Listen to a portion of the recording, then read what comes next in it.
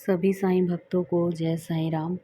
बाबा की कृपा से ही मैं आज फिर से बाबा का एक अनुभव, बाबा की कृपा का प्रमाण जो उन्होंने मुझे दिया, आप सभी से साझा कर रही हूँ। पिछले अनुभव में मैं आप सभी को बताई थी कि मेरे घर पे हैं मंदिर जाने से मुझे रोका जाता था। किसी को पसंद नहीं था बाबा के मंदिर जाना, मेरा किसी को पसंद नहीं था।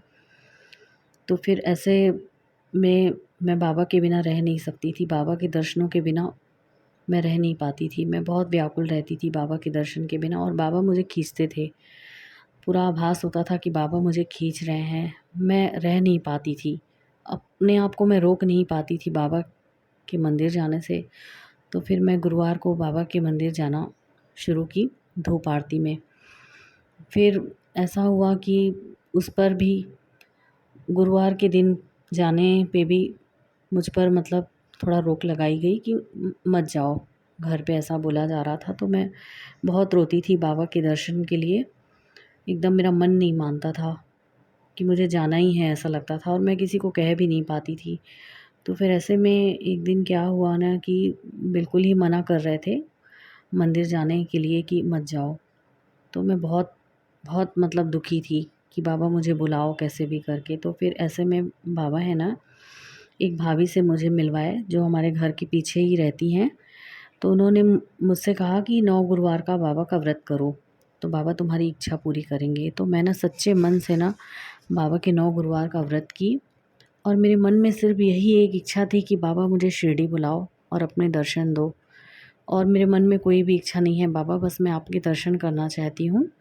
तो जैसे ही व्रत की समाप्ति हुई ना और मैं उद्यापन की, तो बाबा ने हम लोगों को पहली बार शिरडी बुलाए। मेरे बिना कहे ही मेरे पति शिरडी जाने की टिकट बनवा के लाए।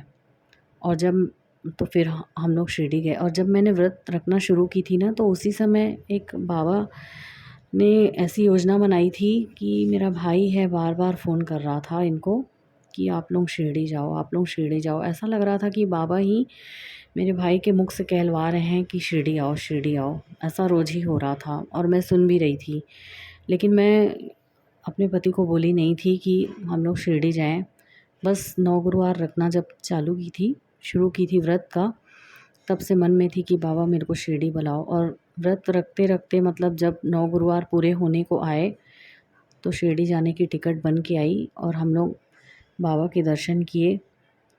और इतना अच्छा लगा मन को, ऐसा लग रहा था पहली बार जब शिरडी गई ना, तो ऐसा लग रहा था कि बाबा मेरा इंतज़ार कर रहे थे पहले से ही, कि मैं तो तेरा इंतज़ार कर रहा था बेटा। बहुत तड़प थी, बाबा को देखते ही इतने आँसू बहे कि मतलब मैं बता नहीं सकती। ऐसा लग रहा था कि कोई पूर्व जन्म का मेरे से कोई बिछड़ा हुआ है, जो मुझे यहाँ पे मिल गया है शिरडी में। और मेरा मन, मेरे प्राण, मेरी आत्मा, मेरी बुद्धि साईं को देखते ही ऐसे आकर्षित हो गई साईं की तरफ, मेरे समूचे शरीर में रोमांच भर गया और मेरा कंठ रूंध गया और आँखों से ऐसे आँसू गिरने लगे कि मैं बता नहीं सकती। और मेरे को ऐसा लग रहा था कि मेरी आत्मा का जो स्वामी है ना, वो मुझे यहाँ पे मिल गया है, जो मेरा सबसे अपना है, जिसको मैं अपना कह सकती हूँ। तो ये बाबा की कृपा है कि 9 गुरुवार के उद्यापन का ऐसा मुझे विश्वास मतलब था बाबा पे शुरू में, पर एकदम से ऐसा हो जाएगा कि बाबा एकदम प्रमाण दे देंगे कि ले तू उपवास रखी है, व्रत की है सच्चे मन से, तो फलित भी होगा। बाबा तो वैसे कहते हैं कि कभी भी उपास नहीं रहना चाहिए, बाबा कभी भी अपने बच्चों को भूखा नहीं देख सकते। पर ये भी है कि अगर हम श्रद्धा और पूरी श्रद्धा और भक्ति के साथ हम लोग कोई भी व्रत करते हैं, कोई भी साधना करते हैं ना, तो वो फलित होती है। बिना श्रद्धा के कुछ भी नहीं होता। बिना श्रद्धा और विश्वास के कभी भी भगवान नहीं मिलते और न ही कोई चमत्कार होते हैं। और चमत्कार, मैं तो ऐसा कहूँगी कि भगवान चमत्कार नहीं करते हैं।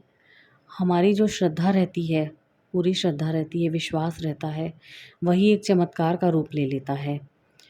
भगवान खुद मजबूर हो जाते हैं, अपने भक्त के वश में होते हैं वो हमेशा, कि मेरा भक्त मुझसे कुछ मांगे। जब कोई सच्ची भक्ति करता है ना, तो भगवान सोचते हैं कि ये मुझसे कुछ मांगे तो मैं उसको दूँ, ऐसा रहता है।